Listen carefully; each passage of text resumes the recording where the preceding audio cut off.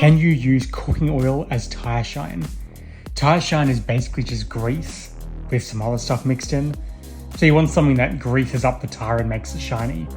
Cooking oil is a cheaper option to tire shine, and it should do the same job. Well, it works fine on a real car tire. Let's try these RC cars.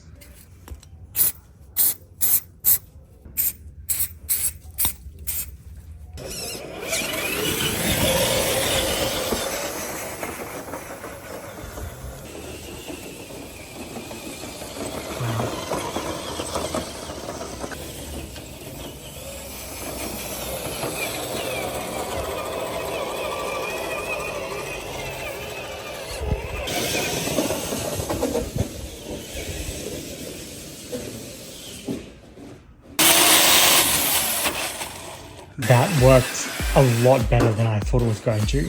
I thought dirt was going to stick to the tires and it wasn't going to go well, but you can see it's worked perfectly. It's a very good alternative to tire shine. I don't think it's going to last as long. I mean, it might, but it does the job. So if you want a cheap option, definitely do it.